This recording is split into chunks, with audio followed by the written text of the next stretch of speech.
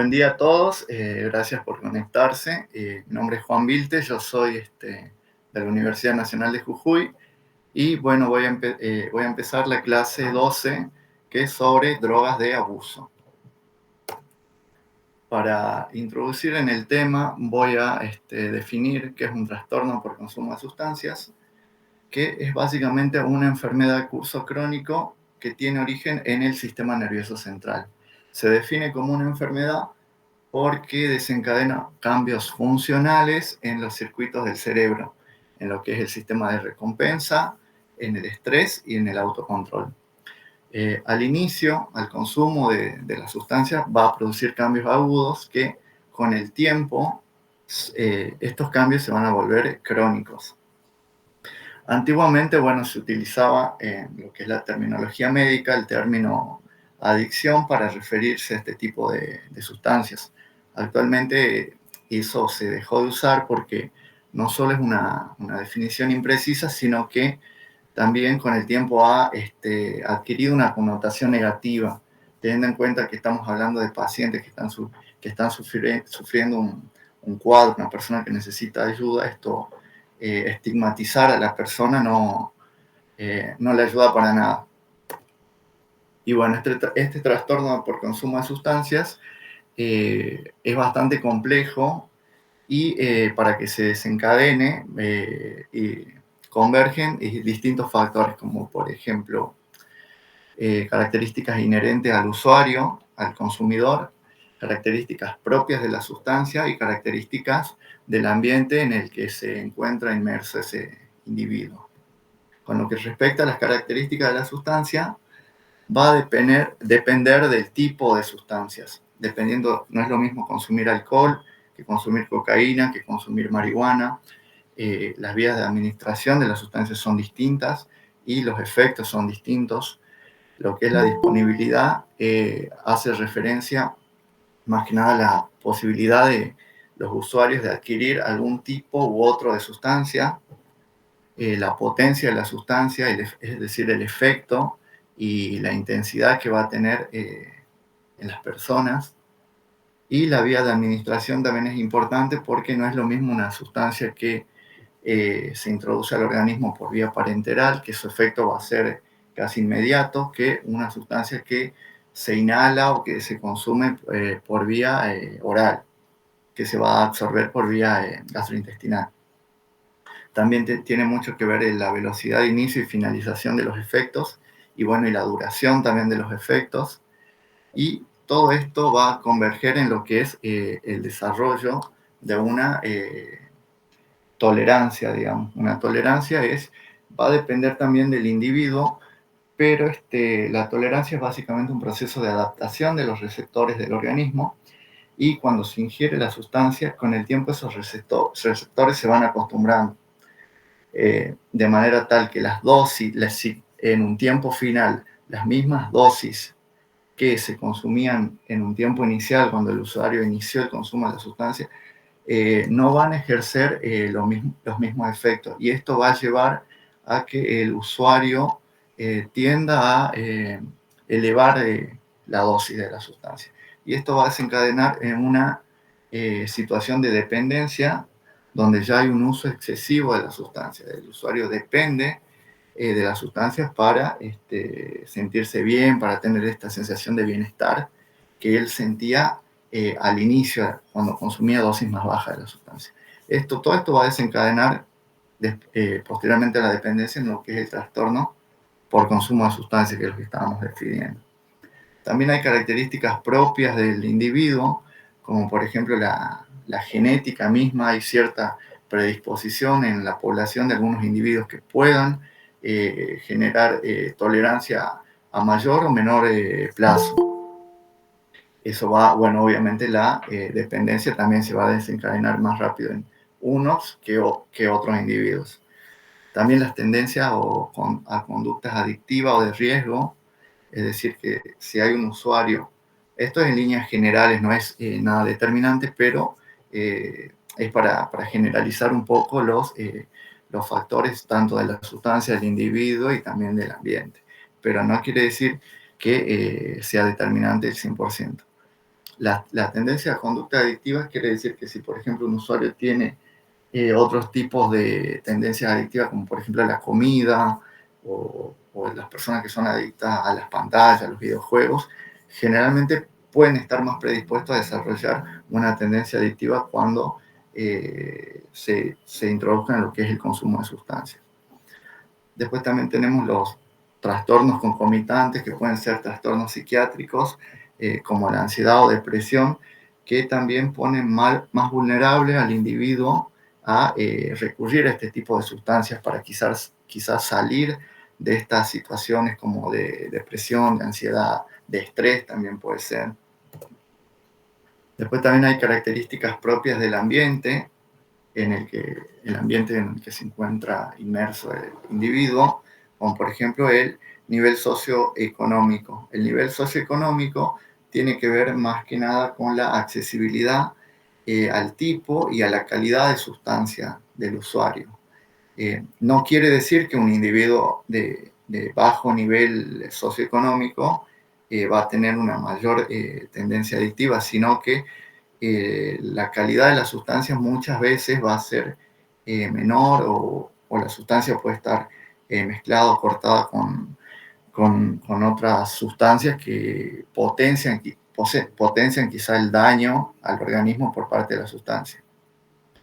El acceso a la educación también es muy importante porque el individuo generalmente al tener, al tener un mayor acceso a la educación quizá puede profundizar un poco más en lo que es el mecanismo o las consecuencias que pueden tener la sustancia en su organismo y quizá puede ser un factor a tener que el individuo tenga en cuenta cuando se vea perjudicado por la sustancia o desee salir de esa situación de trastorno por consumo de sustancia.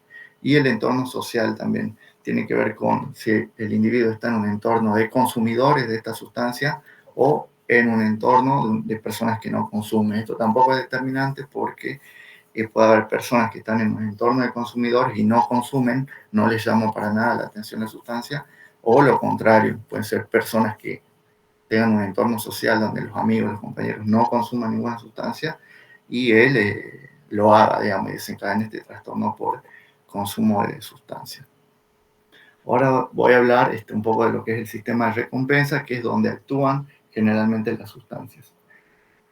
Bueno, a nivel biológico, básicamente las drogas interfieren con la forma en que las neuronas envían, reciben y procesan señales a partir de cambios metabólicos en los distintos sistemas de neurotransmisores.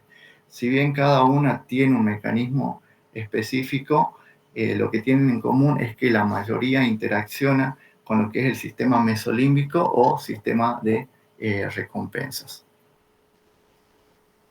Básicamente, el sistema de recompensa es un conjunto de estructuras cerebrales responsables de generar sensaciones de placer, anhelo y refuerzos positivos.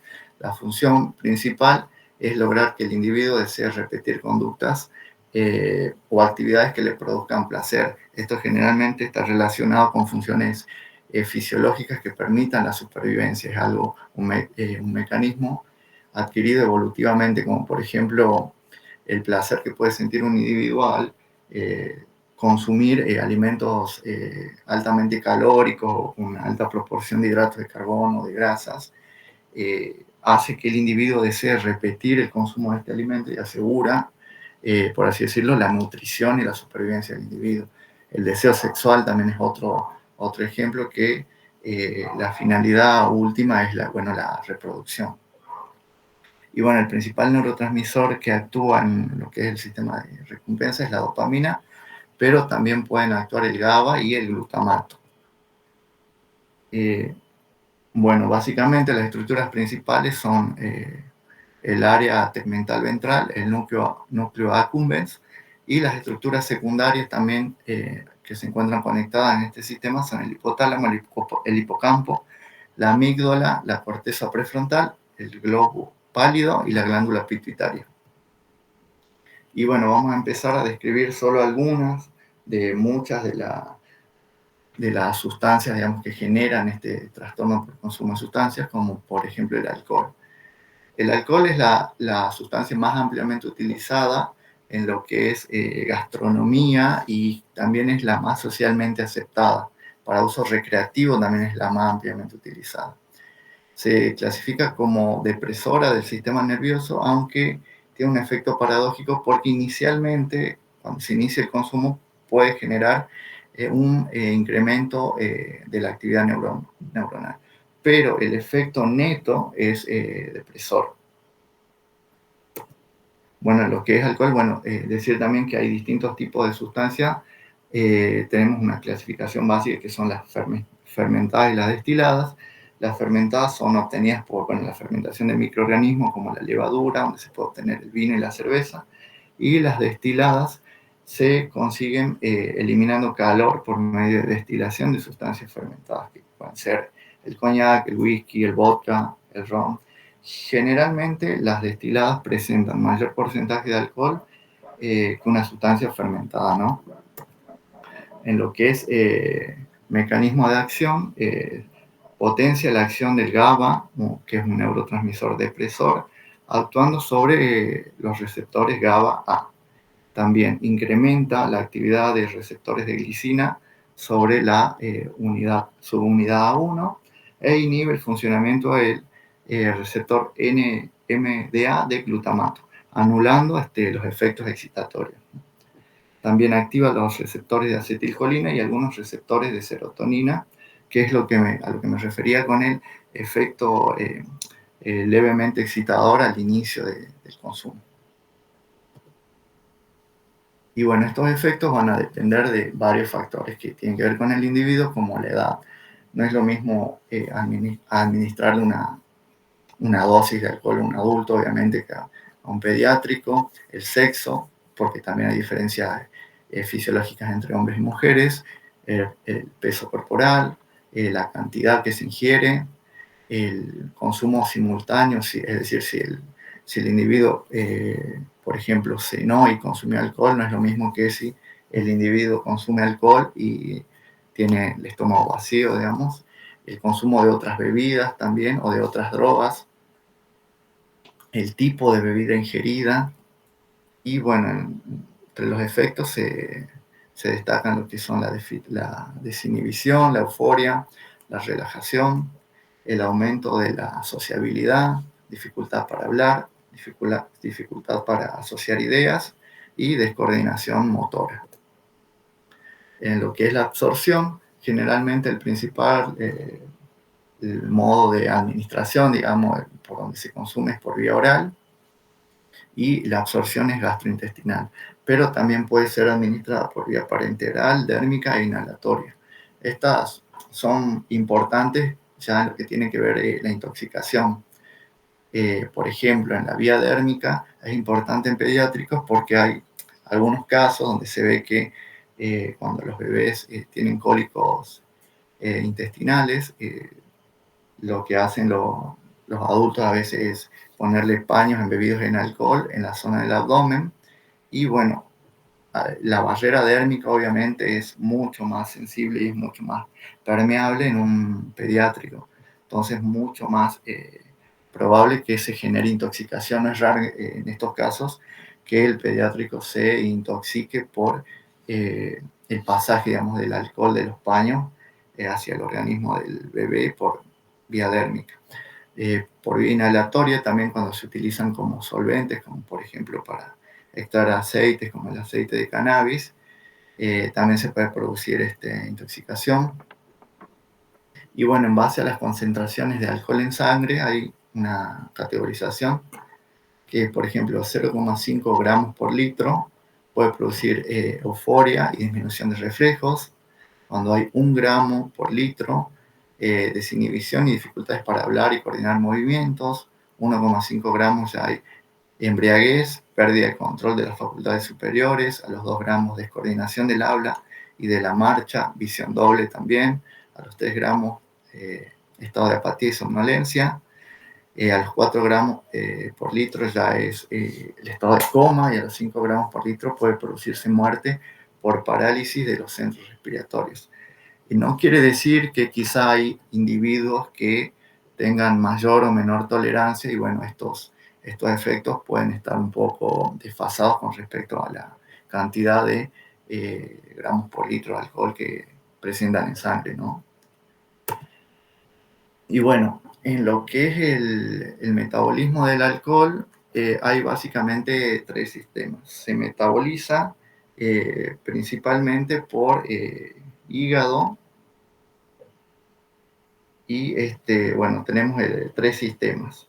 Es esencialmente hepático en el 90% e intervienen tres sistemas que van a convertir lo que es el etanol en acetaldehído. Tenemos el sistema del alcohol deshidrogenasa, que metaboliza el 90% de alcohol. Después el sistema del citocromo P450, que metaboliza del 3 al 8%.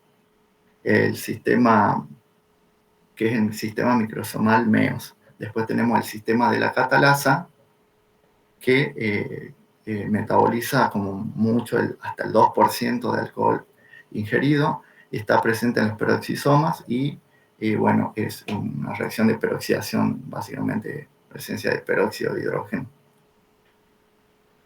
Bueno, posteriormente el acetaldehído generado por alguno de estos tres sistemas se va a transformar en lo que es acetato o ácido acético y en menor medida por la aldehído oxidasa, o sea, por la aldehído deshidrogenasa se va a producir esto, y en menor medida por la aldehído oxidasa en presencia de oxígeno. Básicamente lo que pasa acá es que se eleva la proporción de NADH con respecto al NAD y se limita su biodisponibilidad. Si se satura este sistema, bueno, no se puede seguir metabolizando o se hace por estas vías que son menos eficaces. En lo que son las vías de eliminación, bueno, como dije, la principal es la vía hepática, y esta es importante porque utiliza las vías para metabolizar las grasas. Con el tiempo, bueno, se genera esteatosis hepática, si no se cesa el consumo, es una situación reversible, pero si no se cesa el consumo, se avanza hacia una inflamación del hígado y se puede prolongar, produciendo ya degeneración del tejido hepático, llegando a la cirrosis, ¿no? Después también se puede eliminar por vía pulmonar, que es lo que se detecta cuando hay controles de alcoholemia y cuando se sopla la pipeta. Por vía renal también se elimina por vía urinaria y también se excreta por sudor y leche materna. Esto también es importante en pediátricos porque una mujer que está amamantando, bueno, no puede consumir alcohol. Y bueno, decir también que no solo en el periodo de la lactancia, sino también en lo que es el embarazo, ya que el alcohol puede atravesar la barrera placentaria y pasa al feto. Esto también tener en cuenta que no es dosis dependiente. Así consuma una mínima cantidad de alcohol, eso va a pasar al feto. Bueno, ahora vamos a pasar a lo que es la cocaína, que este es un alcaloide tropano, está clasificado dentro de los psicoestimulantes y es una droga recreativa que se extrae de un arbusto de América que es Erythrocylum coca. En lo que son las vías de administración, tenemos la vía oral, la nasal, la intravenosa y la pulmonar. Acá en lo que es el norte del país, en la zona de Bolivia y en Perú también, he visto que se consumen hojas de coca. El efecto es mínimo, lo utilizan mucho los trabajadores, la gente del campo cuando tienen que hacer largas jornadas laborales para mantenerse despiertos. En algunos casos también los estudiantes lo utilizan de una manera similar al mate, digamos, para estudiar. En algunos casos también hay un consumo recreativo de las personas. Después también por vía nasal, donde se consume básicamente clorhidrato de cocaína, por vía intravenosa, también por vía pulmonar, donde se consume como pasta base de cocaína, que es, como les decía, cuando la sustancia tiene menor calidad, ¿no? Bueno, los efectos pueden durar de 5 minutos a 1 hora, y mientras más rápida sea la absorción, o sea, va a depender de la vía de administración, mientras más rápida sea la absorción, menor va a ser la duración del efecto. Y entre los efectos, bueno, hay una gran diversidad. Yo les voy a nombrar, por ejemplo, euforia, locuacidad, aumento de la sociabilidad, aceleración mental, hiperactividad, deseo sexual aumentado, disminución del apetito y el sueño, espasmos musculares, a veces paranoia, contracción de los vasos sanguíneos, dilatación de las pupilas, elevación de la temperatura corporal, elevación de la frecuencia cardíaca y de la presión arterial. No quiere decir que una persona que haya consumido esta sustancia presente absolutamente todos estos efectos, sino que puede presentar una distinta combinación de esta lista de efectos. En los que es el metabolismo, hay distintas vías, como por ejemplo la de la colinesterasa, donde puede estar presente como metabolizarse como éster metílico de conina, por N-desmetilación como norcocaína, por hidrólisis y pasa a ser benzo-ilecognina. Y bueno, una de las más importantes es cuando la cocaína se consume en conjunto con alcohol. Cuando se combina con alcohol, se forma cocaetileno, que es se potencia, digamos, la toxicidad, es más tóxico, es un compuesto más tóxico que la cocaína y tiene mayor vida media en el cuerpo, tiene un mayor efecto. Bueno, ahora pasando a lo que es la marihuana, que es una planta monoica diclina que pertenece al orden de las urticales, de la familia de las cannabaceas, y el género es cannabis, especie cannabisativa. Hay otras especies del género que no tienen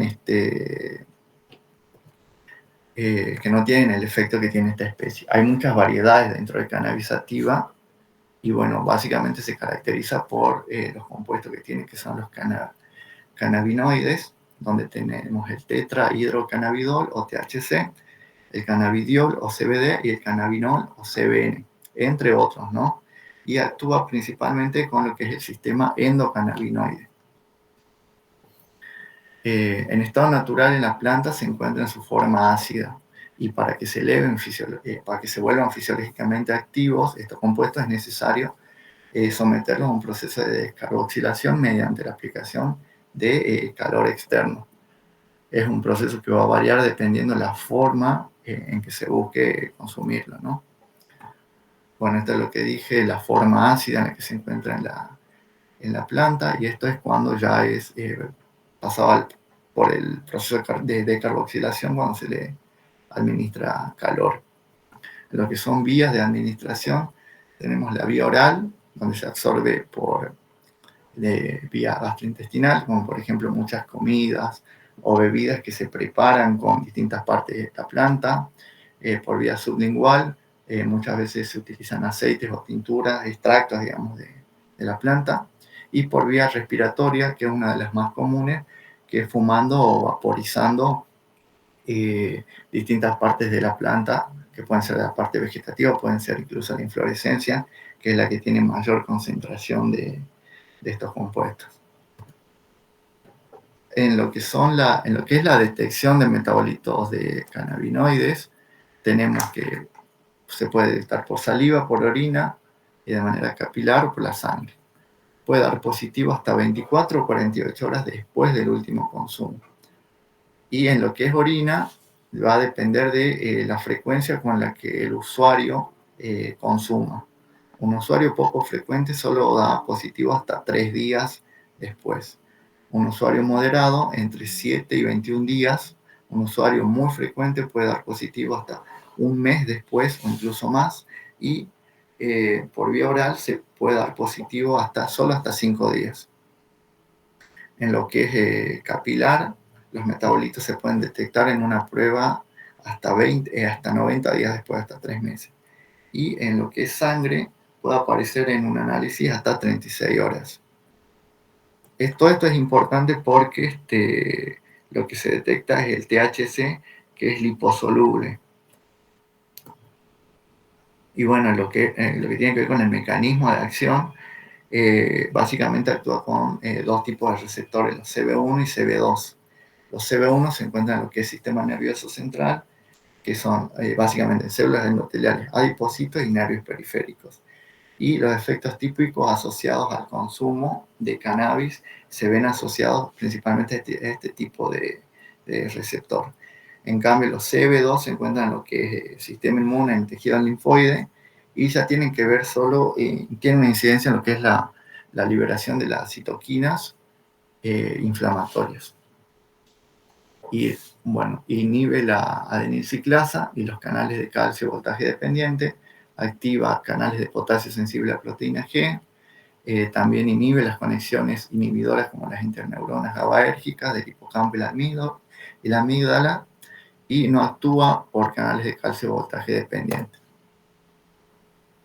Acá, bueno, lo que les dije de los receptores, los dos tipos de receptores, cómo actúan, y los efectos también van a depender, como en el caso del alcohol, de la dosis, del contenido y más que el contenido de la proporción de THC con respecto a CBD, forma de administración y la variedad de planta en concreto que ingresó, digamos, por la que ingresó el compuesto orgánico.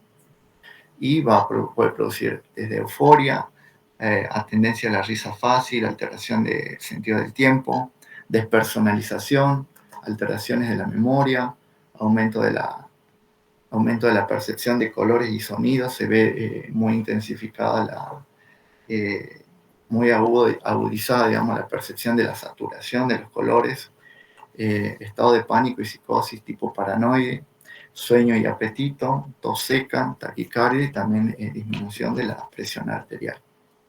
Bueno, ahora pasando a otra que es el éxtasis, que este es un análogo del grupo anfetamina N sustituido, y esta está clasificada como estimulante y como droga de diseño. Droga de diseño porque, a diferencia de, por ejemplo, otras, como mencionamos anteriormente, no viene de una planta, no se obtiene, no se sintetiza a partir de compuestos naturales. Esta se sintetiza netamente en laboratorio sintético. Produce cambios marcados y duraderos en lo que es el sistema serotoninérgico del cerebro. En lo que es síntesis, parte de la 3,4-metileno dioxifenil 2-propanona o MDP2P, y se puede sintetizar o desafrol, de isosafrol, a través de un proceso de isomerización. Después el isosafrol pasa una oxidación y ahí ya se obtiene este precursor MDP2P, y posteriormente hay una aminación reductiva para obtener el compuesto metilén dioximetanfetamina. En lo que son los mecanismos de acción, actúa como agente liberador de los neurotransmisores serotonina, dopamina y noradrenalina. Inhibe el transportador vesicular de monoaminas para asegurar, digamos, la concentración de estos tres neurotransmisores, la síntesis de estos tres neurotransmisores y su alta concentración, y actúa como agonista débil de los receptores 5-HT1 y 5-HT2 de serotonina. Y también, bueno, hay una secreción indirecta de la oxitocina a través de la activación de este sistema de serotonina, y esto tiene que ver muchas veces con el sentimiento de empatía que sienten en algunos casos los consumidores de esta sustancia. En lo que es metabolismo, puede experimentar una reacción de desmetilenación y una posterior metilación, o puede ir a la vía de una conjugación del ácido con el ácido glucurónido y o sulfatos. O también puede ir por una N-desalquilación y posterior desaminación para finalmente oxidarse. Entre los efectos, bueno, tenemos un incremento de la presión arterial y la frecuencia cardíaca, náuseas, escalofríos, sudoración, sequedad bucal, midriasis, hipertermia, incluso hasta 43 grados centígrados, temblor, aumento de tensión mandibular y bruxismo, hiperreflexia, aumento en la emisión y tensión y dolor muscular. Esto de la hipertermia es muy importante, que por ejemplo, el consumo de estas sustancias se da mucho en fiestas electrónicas, y es muy importante la hidratación del usuario para evitar, digamos, la deshidratación y por la elevación de la temperatura corporal. Muchas veces se producen cuadros de deshidratación que tienen consecuencias graves en el usuario. Y en lo que respecta a los efectos psicológicos, bueno, hay una disminución de los pensamientos negativos, por eso la tendencia de las personas a usar este tipo de sustancia, disminución de las inhibiciones, incrementa la actividad psicomotora, facilita, bueno, la comunicación y tiende a volver más sociable al usuario, insomnio, mantiene despierta a la persona, aumenta el estado de alerta por esto mismo. También los sonidos y los colores se han descrito por los usuarios como más intensos, más saturados. Depresión también se puede producir en algunos casos, irritabilidad, ataques de pánico, alucinaciones visuales e ideas paranoides.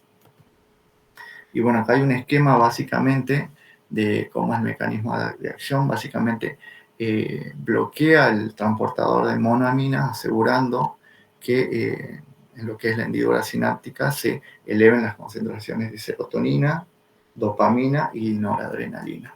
En muchos casos se ha reportado con el tiempo, con un uso crónico, una disminución del transportador de serotonina, es decir, que se empieza a ver afectado el sistema de recaptación de serotonina. Y en algunos casos también se reporta un aumento en la densidad de receptores de serotonina en la neurona postsináptica. Y bueno, todo eso en muchos casos desencadena un síndrome de abstinencia, que es básicamente un conjunto de síntomas físicos y psicológicos que va a presentar la persona dependiente, como dije que anteriormente, que dependencia y tolerancia estaban íntimamente, términos que están íntimamente relacionados. Es decir, que cuando cesa el consumo de las sustancias de forma brusca o la cantidad consumida baja bruscamente, se desencadena esto. Y bueno, eso es básicamente todo lo que quise hacer como resumido y conciso. Si tienen alguna pregunta.